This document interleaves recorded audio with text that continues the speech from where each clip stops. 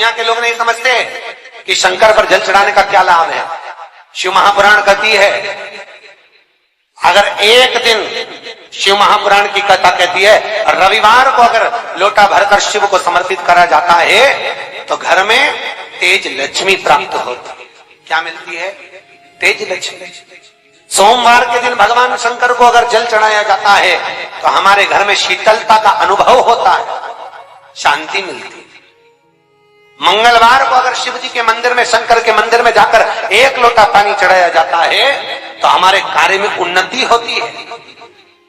बुधवार के दिन अगर शंकर पर एक लोटा पानी चढ़ाया जाता है तो जिन लड़कियों का विवाह नहीं हो रहा, जिन बच्चों का विवाह नहीं हो रहा, उन बच्चों के भी विवाह हो जाते हैं हमारा। गुरुवार के दिन अगर शिव जी के मंदिर में पानी चढ़ाया जाए, जल चढ़ाया जाए तो घर में विद्वत्ता का अनुभव होता है हमारा, बच्चे पढ़ने में प्रखर होते हैं हमारा। शुक्रवार के दिन अगर शंकर के मंदिर में जल चढ़ाया जाए तो नारी का अखंड सौभाग्य होता है। महाराज, शनिवार के दिन अगर शिव की आराधना करी जाए, शनिवार के दिन अगर शंकर को जल चढ़ाया जाए तो जिंदगी में व्यक्ति की कभी अकाल। और निवेदन करूंगा फिर, पार्थिव शिवलिंग का निर्माण कर कर जो पूजन करते हैं उनसे निवेदन है, रात्रि भर शंकर का शिवलिंग, पार्थिव शिवलिंग रात भर मत रखिए। कई माताओं को फुर्सत नहीं मिलती, अभिषेक करवा लेते हैं घर में, कई ब्राह्मण लोग अभिषेक करवा देते हैं, पूजन करवा देते हैं और शंकर भगवान रात भर बैठे रहते हैं। पार्थिव शिवलिंग रात भर तुम्हारे घर में नहीं होना चाहिए। विसर्जन केवल एक हड़ताली का तीज का दिन ऐसा होता है जिस दिन पार्थिव शिवलिंग रात भर पूजा जाता है। रात पार्थिव तो ब्राह्मण श्वेत मट्टी का, क्षत्रिय लाल मट्टी का, वैश्य पीली मट्टी का और शूद्र काली मिट्टी का शिवलिंग का निर्माण करे। रात भर शिवलिंग को ना रखे। शंकर भगवान के प्रसाद को रात भर नहीं रखना। कहीं शिव मंदिर में गए और प्रसाद मिला भी है आपको, वैसे तो शंकर जी के मंदिर में प्रसाद नहीं मिलता। क्यों? तो लिंग पुराण के अंदर और शिव महापुराण के अंदर वर्णन किया गया कि भगवान शंकर ने नंदी को वचन दिया था, सुनो नंदी। शंकर भगवान से नंदी कहता है हमारा भरण पोषण कैसे हो? शंकर भगवान कहते हैं नंदी, मेरे शिवलिंग पर यदि, कई लोगों को थोड़ा ध्यान दीजिएगा, है बहुत कथा पर बहुत ध्यान देना। शिव महापुराण की कथा है, बार बार ऐसी कथा नहीं मिल सकती आपको। सुनोगे आप अपनी जगह पर, बहुत वक्ता हैं, बहुत प्रेम से बांचते हैं, पर जो कथा रस तत्व से आपको मिल जाए उसको ले लीजिए महाराज।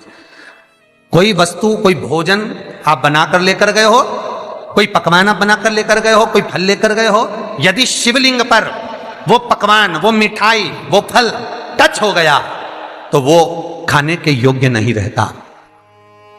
वो घर पर लेकर मत आना, मंदिर में ही छोड़कर।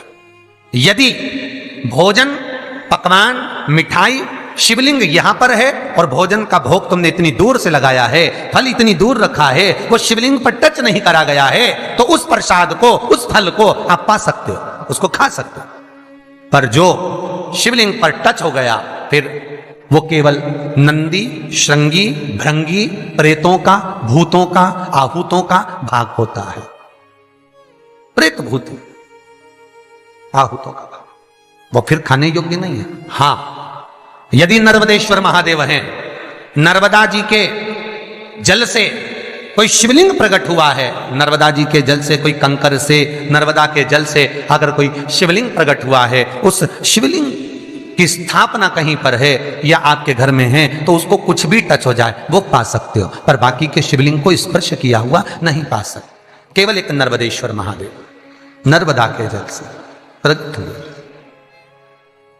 कई लोग पूछते हैं ये सांप है कौन, ये सर्प है कौन, तो उसको बताओ ये भगवान शंकर के गले में जो एक सांप पड़ा हुआ है ये भगवान विष्णु हैं।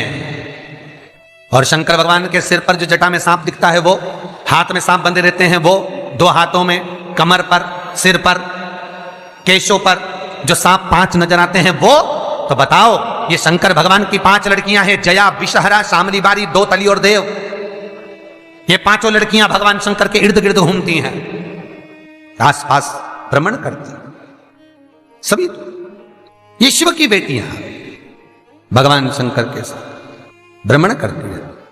5 जया, विषहरा, शामली बारी, दो तली और देव, ये जो 5 पुत्रियां थी शंकर भगवान की, ये वासुकी को दी गई थी महाराज, क्योंकि ये सर्प की योनि में थी, इसलिए ये वासुकी नाग को प्रदान करी गई थी। वासुकी नाग कौन सा? जिसने मंथन कराया। वासुकी नाग कौन सा? जिसके फण पर पूर्ण पृथ्वी विराजमान है। वासुकी नाग कौन सा? जो निरंतर देवताओं के हित के लिए कार्य करता रहता। एक पान के पत्ते के ऊपर, मात्र पान जानते हो, वो खाने वाला जो पान करता है उसका पत्ता, पान के पत्ते के ऊपर जो चंदन से शंकर के नाम, पार्वती का नाम और ब्रह्माणी सरस्वती का नाम लेकर शिव को समर्पित कर दे महाराज, उसकी भी तिथि बताइए, बड़ी सुंदर है। जब रवि का पुष्य योग पड़े, रवि पुष्य नक्षत्र हो, रवि का पुष्य योग पड़े, उस समय पान के पत्ते पर चंदन से शंकर, पार्वती और सरस्वती का स्मरण कर कर जो शिवलिंग के ऊपर उस पान के पत्ते को चढ़ाकर 5 बेलपत्र, 3 समी पत्र समर्पित कर देते हैं, उस बच्चे से चढ़वा देते हैं, वो बच्चा कभी पढ़ने में कमजोर नहीं होता, विद्या में बढ़ता ही बढ़ता है। पलटकर माँ बाप को देखना ही नहीं पड़ेगा, बच्चे को कभी भी माँ को कहना ही नहीं पड़ेगा कि पढ़ने बैठ, वो खुद पढ़ेगा, रुचि से पढ़ेगा। 5 बेलपत्र, 3 समी पत्र समर्पित कर दें, भगवान शंकर का स्मरण करें और उस बच्चे को प्रणाम करवा कर वापिस लेकर आए। बच्चा विद्या में प्रबल होता है, विद्या प्रखर, भगवान शिव देने वाला है। सरस्वती को स्वर बोधे। शिव महापुराण की कथा, लिंग पुराण की कथा, विष्णु पुराण की कथा, पद्म पुराण की कथा कहती है कि किसी वृक्ष के नीचे, जिन वृक्षों का गुणगान हमारे शास्त्र करते हैं, जिन वृक्षों का गुणगान हमारी पुराणे करती हैं, उन वृक्ष के नीचे अगर एक मंत्र का मनका भी फेरा जाए तो उसका पुण्य 1000 गुना प्राप्त हो जाता है, आप रूप प्राप्त होता है। अपने आप जिस पुण्य को करना चाहो, मेरा बहुत निवेदन है महाराज, बहुत प्रयास करा करो, प्रयास करना। अगर हाथ के मनके की माला भी नहीं हो और किसी पीपल के पेड़ के नीचे 15 मिनट बैठने का मौका मिल गया, आंवले के वृक्ष के नीचे 5 मिनट बैठने का मौका मिल गया, किसी आंवले के वृक्ष के नीचे 5 मिनट बैठे हो, ओम नमो नारायण का मंत्र का स्मरण कर लो, ओम नमो भगवते वासुदेवाय का जाप कर लो, बस उसका फल 1000 गुना प्राप्त हो जाता है। शमी के पेड़ के नीचे बैठे हो, श्री शिवाय नमस्तुभ्यम का जाप करिए, 54 गुना फल मिलेगा, 1000 गुना फल। बेलपत्री के पेड़ के नीचे गए हो, ओम नमः शिवाय ओम का जाप करिए, फल मिलेगा। उस फल को हमें पाना है। कई लोग कहते हैं महाराज हम पूजन बहुत करते हैं, हम पाठ करते हैं, हम अर्चना करते हैं, हम व्रत रखते हैं, हम उपासना करते हैं, हम दान करते हैं, हम पुण्य करते हैं, हम सत्कर्म करते हैं, उसके बाद भी दुख क्यों है? हम पूजन तो कर रहे हैं।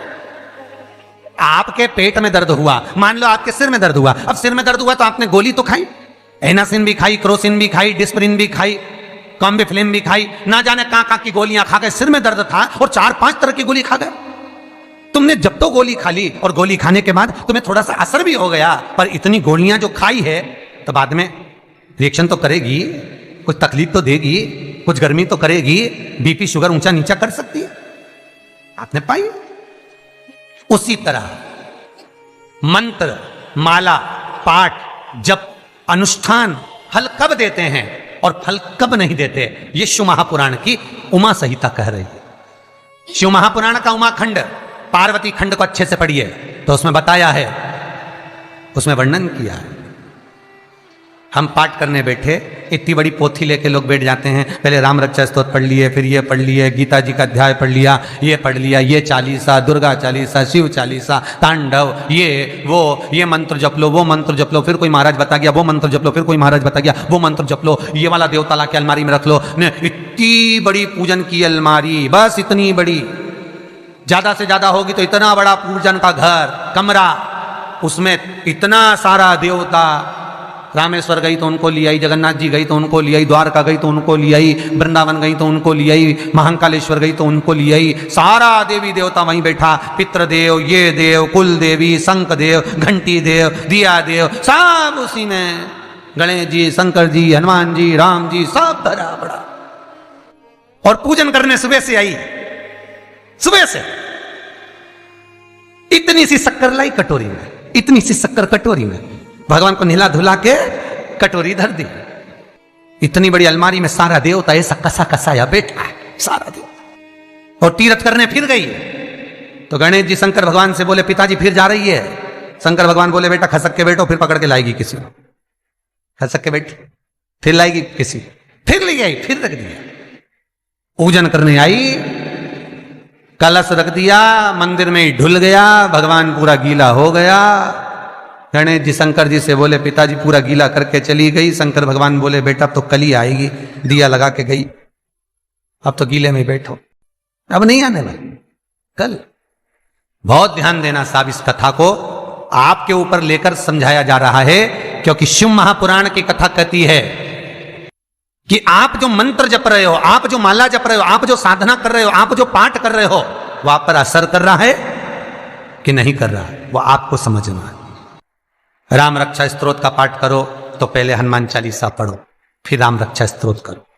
शिव चालीसा, दुर्गा चालीसा, गणेश चालीसा, हनुमान चालीसा, गायत्री चालीसा, इन 4-5 चालीसा को एक साथ कभी नहीं पढ़ना। एक चालीसा यदि आपने पढ़ ली है शुरू में, तो पाठ पूरा होने के बाद जब उठने की तैयारी हो तब दूसरी चालीसा पढ़ दो। बाकी की चालीसा भले आप बाद में पढ़ लो, पर एक साथ 4 चालीसा का पाठ नहीं होना चाहिए। महाराज पाठ करने बैठे हो, किसी एक मंत्र की माला जप रहे हो, ओम नमः भगवते वासुदेवाय जपा, या शंकर जी का मंत्र जपा, या गुरु का मंत्र जपा, या ये मंत्र जपा, या वो मंत्र जपा, उस मंत्र को जपने में बीच में कुछ गैप होना चाहिए। एक साथ रट्टा मार पहले ओम नमः भगवते, ओम नमः भगवते, श्रीमन्नारायण श्रीमन्नारायण, ओम नमः शिवाय, ओम नमः शिवाय, फिर ये जप लो वो जप लो, पूरा पाठ सपाट सब खलास।